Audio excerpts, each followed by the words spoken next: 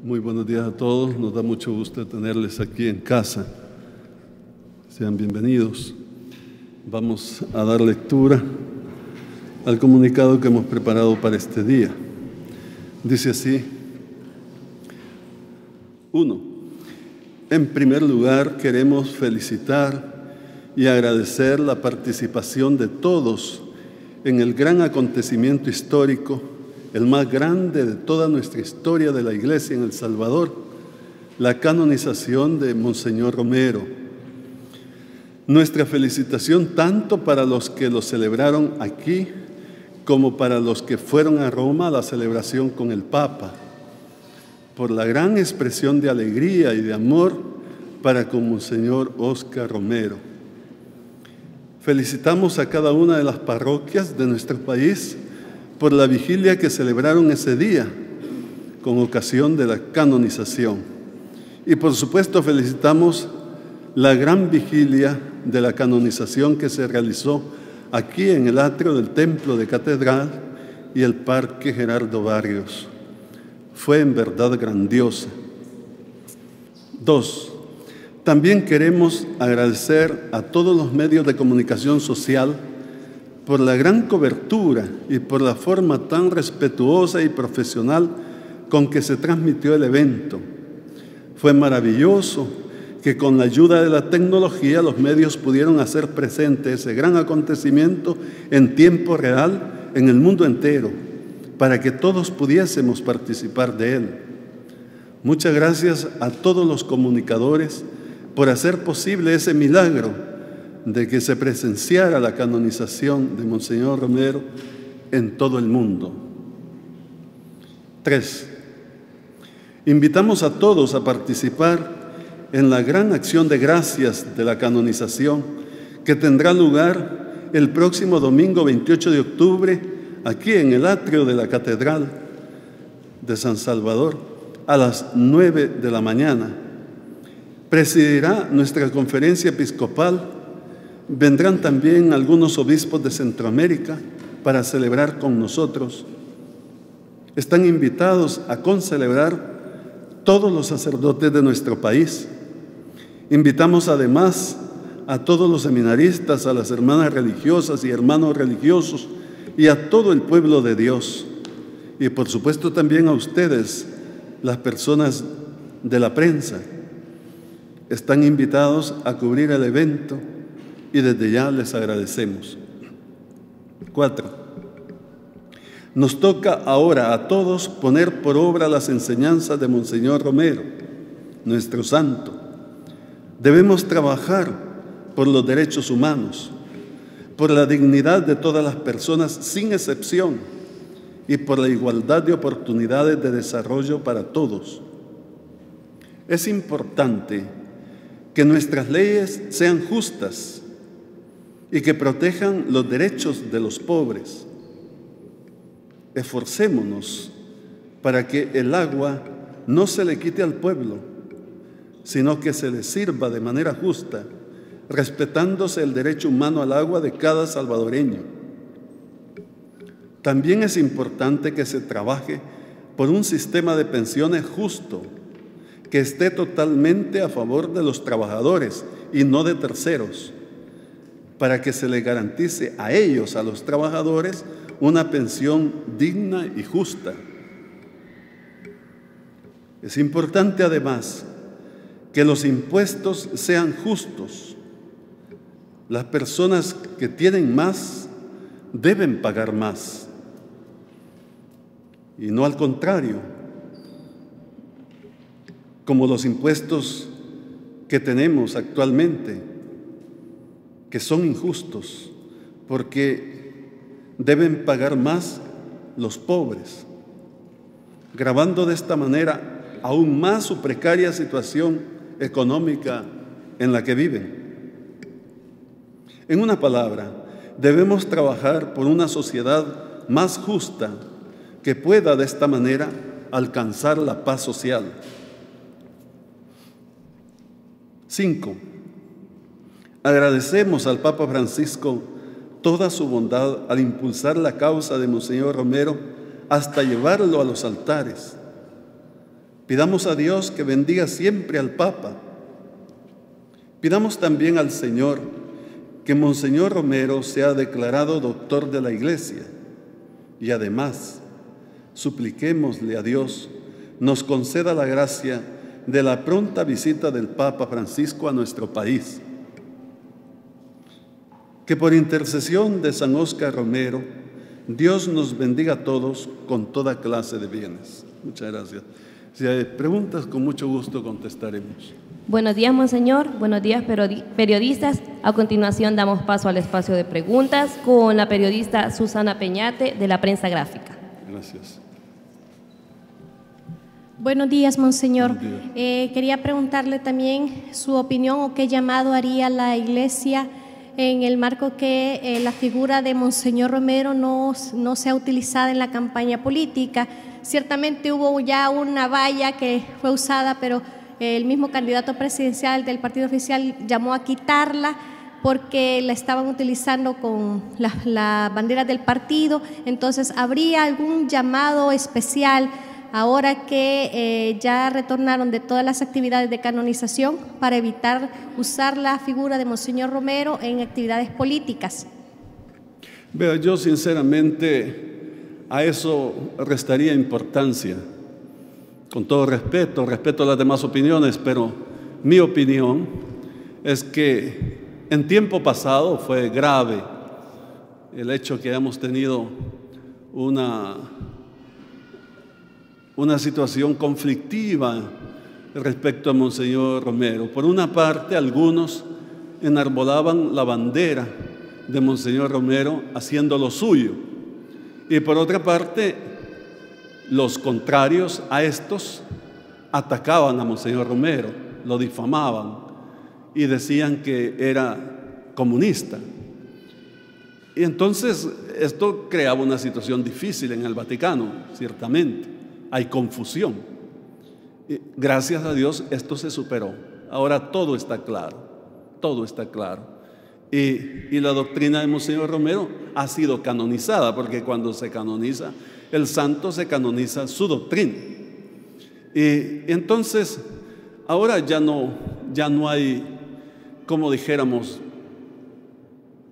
ya no hay la posibilidad de bloquear de esta manera el proceso. El proceso terminó felizmente y Monseñor ha sido canonizado. Ahora de lo que se trata, el desafío es poner en práctica las enseñanzas de Monseñor Romero. Y por supuesto que en esto también están comprometidos las autoridades, los políticos, etc. Y bueno, si alguien dijera que va a tomar la doctrina de Monseñor Romero para ponerla en práctica, enhorabuena. Todos deberían decirlo, todos deberían hacerlo. Pero el hecho de pregonarlo con palabras o con imágenes posiblemente no tenga ningún efecto positivo. Al contrario, puede ser que la sociedad no tome a bien esto. El desafío está en poner por obra las enseñanzas de Monseñor Romero. Eso es. Entonces, si un partido político lo lleva a la práctica, enhorabuena. Pero pregonarlo y no hacerlo sería contraproducente, seguramente. Hay que decir que la sociedad ha madurado mucho y que políticamente, en el mejor sentido de la palabra, las personas comunes han crecido mucho. Entonces ya no estamos en tiempo pasado donde la manipulación de la información causó problema, causó confusión. Por otra parte, ya a estas alturas se clarificó totalmente, como hemos dicho, quién es Monseñor Romero. Ya nadie va a decir que es un político, que es un comunista, que como se dijo la vez pasada. Por tanto, yo no veo mayor problema en esto. Más bien aconsejaría, con todo respeto a todos los partidos, que tengan cuidado, porque puede que les cause un efecto contraproducente, tanto levantar la imagen de Monseñor Romero como suya, o atacarla. pensaría que a estas alturas ya no se puede confundir a nadie, porque ya todo está claro. Ahora deberíamos ir con sinceridad, haciendo vida las enseñanzas de Monseñor Romero, como un poquito yo he querido señalar en el comunicado. Es en esto donde se debe vivir la enseñanza de Monseñor Romero, en el respeto a los derechos humanos, a la dignidad de las personas, en la justicia social, en la justicia sobre el agua, el tema del agua. Gracias a Dios ganamos lo de las minerías, gracias a Dios. Los salarios es otro tema de justicia social. Y por supuesto las pensiones. Y el cúmulo de leyes. La filosofía de las leyes es para proteger al débil, al pequeño. Y los impuestos. Los impuestos también, la filosofía de los impuestos es para que haya una colaboración de los que más tienen, para beneficio de todos, de la sociedad. Aquí no, aquí los impuestos gravan a los más pobres. Ellos son los que los pagan, como el IVA, por ejemplo. Y de esta manera se crea una situación regresiva, dicen los economistas, que quiere decir que nunca avanzan, no pueden salir de la pobreza los pueblos de esta manera, con este tipo de impuestos. Entonces, esto es lo que el pueblo quiere ver, que la figura de Monseñor Romero sea honrada también, poniendo en práctica sus enseñanzas. Ya poner una estampa y ponerle firmas o sellos de un partido político o de otro, o criticarlo, me parece que es desfasado, totalmente anacrónico en estas alturas. La segunda intervención está a cargo de Salomón Rudamas, de Meganoticias 19. Gracias. Buenos días, Monseñor. Buenos días. Tengo dos preguntas respecto a dos temas. El primero es, ¿cuál es la valoración que hace la Iglesia Católica en El Salvador sobre la caravana de migrantes que ha atravesado nuestro país y que se dirige hacia los Estados Unidos?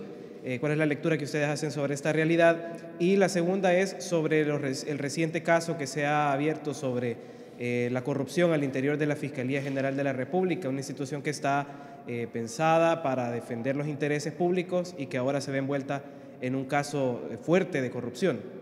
Antes de contestar las preguntas, quería todavía añadir con lo anterior, solo para terminar de decir que me parece que si el candidato presidencial de ese partido que hizo esa propaganda lo mandó a quitar, es precisamente porque él comprende esto, que ya no es el tiempo, ya esos tiempos pasaron. Pero yo, que quede claro que no me estoy pronunciando como para impedirles. Nosotros más bien queremos que Monseñor Romero esté presente en la vida diaria y que hagamos honor a él cumpliendo con sus enseñanzas, trabajando por una sociedad más justa que nos pueda llevar a la paz, a la consecución de la paz social, como hemos dicho. Bueno, ahora en cuanto a sus preguntas, esta caravana de personas que ha salido de Honduras hacia Estados Unidos no es la primera, me parece que en abril ya hubo otra. Y además hay un flujo de migrantes continuo, solo que este es más visible. Y bueno, ¿qué podemos decir sobre eso nosotros como iglesia? Lo primero que yo quiero dejar bien claro es que la iglesia está con los migrantes, que la iglesia está con las víctimas y que estas personas no son criminales, como se ha dicho, no es cierto.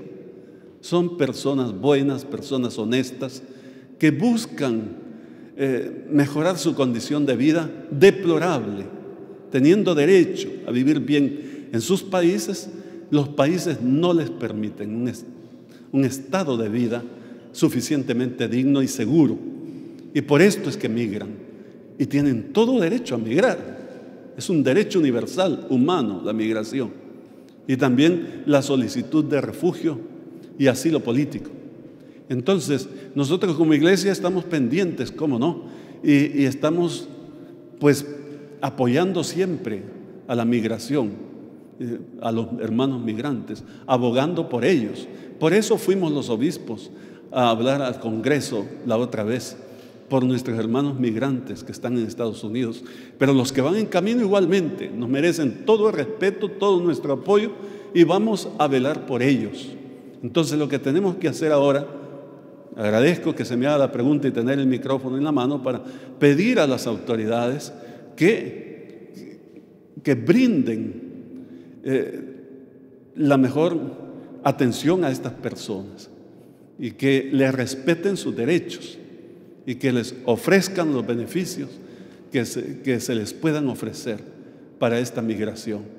Es una cuestión de humanidad, ¿no? Pero también es de derecho humano ya registrado en los acuerdos internacionales.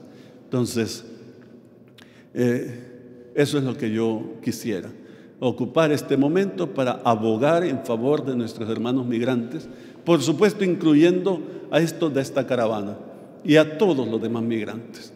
Y ojalá seamos cada vez más sensibles para darnos la mano, para ayudarnos, y es la manera como vamos a progresar todos. Muchas gracias. Ahora, en cuanto a lo de que si la Fiscalía ha descubierto algún caso de corrupción o algunos casos de corrupción, pues me parece que es lo que debe hacer la Fiscalía, es lo correcto. Yo no tendría mayor comentario que hacer, porque es precisamente lo que le corresponde, estaría cumpliendo con su deber. Ahora, es importante que se haga justicia, no solo descubrir algo y evidenciarlo con los medios y de que después aquello se quede así, o que se culpe a alguien que es inocente, tampoco, sino que abogaríamos porque haya verdadera justicia, cumplida justicia, lo que significa que responda el que debe responder ante la ley, y el que es inocente, pues que se le trate como inocente. Eso es la verdad y la justicia las que están en juego en esto. Pero que si las autoridades están trabajando en esto, pues es lo que tienen que hacer. Es su cometido, es su trabajo. Hasta allí me parece que no hay nada extraordinario. Si no lo harían, serían culpables. Si de veras hay corrupción en ese organismo y no lo evidencian, serían culpables, serían encubridores. Pero si ahora lo están evidenciando, hombre, pues que vayan a fondo y que aclaren las cosas. Es lo que la sociedad desearía. Y si no hay nada, si es injusto, pues también que se aclare que es injusto, que las personas son inocentes, etcétera. Que brille la verdad y la justicia, en este como en los demás casos. Eso es lo que la sociedad quiere y es la forma como podemos salir adelante en una situación como en la que estamos. Muchas gracias. La siguiente pregunta está a cargo de Xiomara Ramírez, de El Noticiero. Buenos días, monseñor. Mi pregunta va encaminada al tema de que estamos hablando. Pues se mencionó el tema de la corrupción. En ese sentido, en anteriores ocasiones la Asamblea Legislativa había hecho una aprobación para darle autonomía a la Unidad de Investigación Financiera de la Fiscalía. El presidente vetó esta aprobación. Sin embargo, en esta sesión plenaria del jueves, yo sé que usted no estaba en el país, pero en esta sesión plenaria fue superado el veto presidencial. Pero ya que los diputados argumentaban que había riesgo que el país se convirtiera en paraíso fiscal. En ese sentido, pues el presidente tiene hasta el día miércoles para sancionarlo, o de lo contrario irá a la Corte Suprema de Justicia, tomando en cuenta que aún no tenemos sala de lo constitucional, arzobispo. En ese sentido quisiera conocer qué piensa usted con respecto a que haya ese riesgo de que el país se pueda hacer un lugar para el paraíso fiscal, tomando en cuenta que no hay sala de lo constitucional. Sinceramente, nosotros como iglesia no estamos en una discusión política partidista, créanme, no estamos viendo qué partido hizo esto o qué otro partido hizo lo otro y qué le interesa a uno al otro, sino viendo el bien de la comunidad. Y por el bien de todos aplaudimos que se haya aprobado esa ley y que ahora se supere el veto presidencial.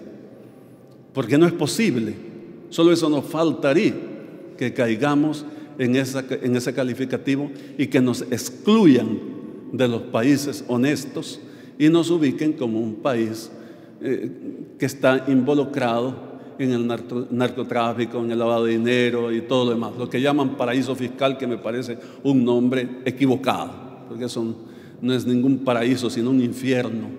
Y entonces, pero bueno, dejemos el término. El hecho es que estar catalogados ahí es muy grave, porque eso va a significar, tengo entendido, que a los bancos ya no les presten con igualdad de intereses, sino que porque hay temor, nadie quiere invertir, etcétera. Es una situación muy grave, sería un castigo grave para esta nación. No es justo, no merece este pueblo ese castigo. Entonces, qué bien que se ha superado el veto presidencial. Entonces, yo esperaría que el señor presidente lo sancione. Si no lo sanciona, tengo entendido que iría a Corte Plena, aunque no haya la Sala de lo Constitucional, lo resuelve este caso la Corte Plena, y la Corte Plena sí puede sesionar. Y esperaría yo que la Corte Plena lo apruebe, ordene que sea ley de la República, porque es necesario. Si nos salimos del concierto de los países que cumplen con las leyes, estamos perdidos, estamos perdidos.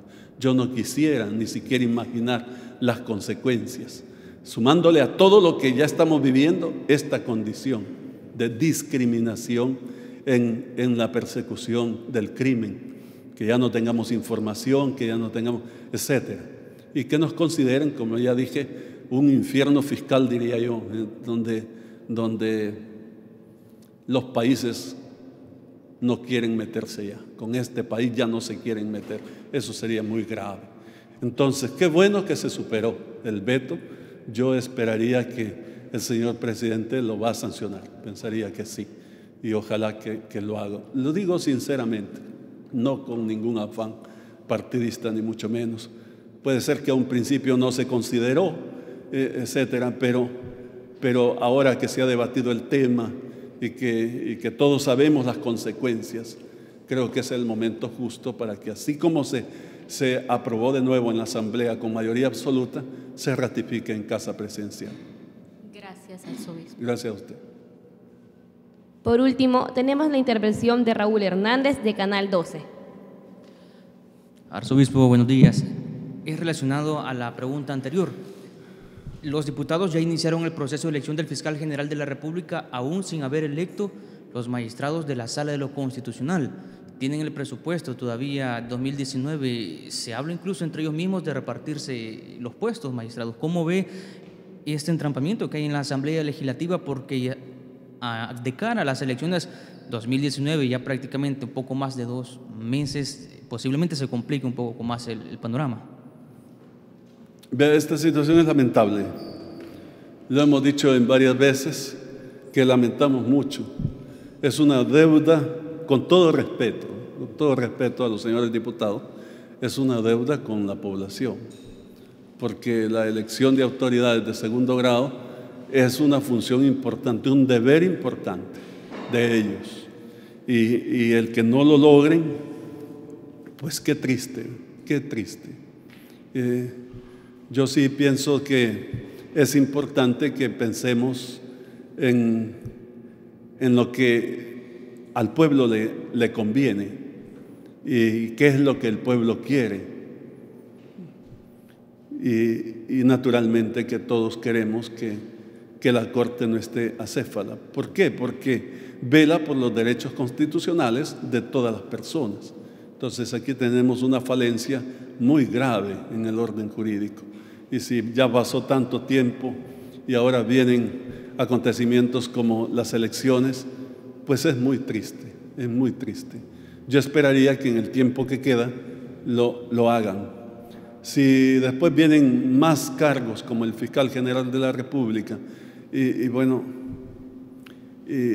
lo que no deben hacer es eso que usted ha dicho, de negociar cuotas de poder. Tiene que prevalecer, como hemos dicho en repetidas veces, el bien común, el bien de la sociedad, y elegir a personas que sean libres para que puedan administrar justicia. Yo siempre digo que nosotros como pueblo debemos pedirle a Dios para que Dios mueva las voluntades y ilumine las mentes y se pueda elegir a las personas convenientes. Tengamos en cuenta que la justicia es de Dios, que Dios es el justo juez universal y que habrá justicia universal para todos en el último momento, a la que nadie escapa. Entonces, si Él, que es el juez y el mundo está en sus manos, me gusta ver esas imágenes donde los escultores hacen al Señor con el mundo en las manos, y un mundo pequeño que lo abarca bien en la mano para expresar la grandeza de Dios y el poder de Dios. Entonces, pidamos al Señor para que cada vez vivamos en una sociedad más civilizada, más justa y con un orden jurídico verdaderamente como debe ser, sin ataduras, sin estar comprometido con grupos de poder, ni tampoco con grupos políticos, sino con libertad, ejercitando el derecho en función de la nación, en función de cada persona, por el bien de cada persona. Primero Dios, yo no pierdo las esperanzas que cualquier día de estos vamos a tener la buena noticia. Sería muy triste que avancemos de esa manera. Yo confío en que tenemos una asamblea que va a solucionar esto, así como han logrado esa ley que era necesaria sobre la justicia en cuanto al fenómeno de la corrupción, y ahora logran el veto, superar el veto presidencial, pues así también van a conseguir que se establezcan los cargos que se deben en sus elecciones de segundo grado, y que sean personas idóneas, personas libres, sin ataduras, como hemos dicho, para que puedan ejercer justicia en favor de todos.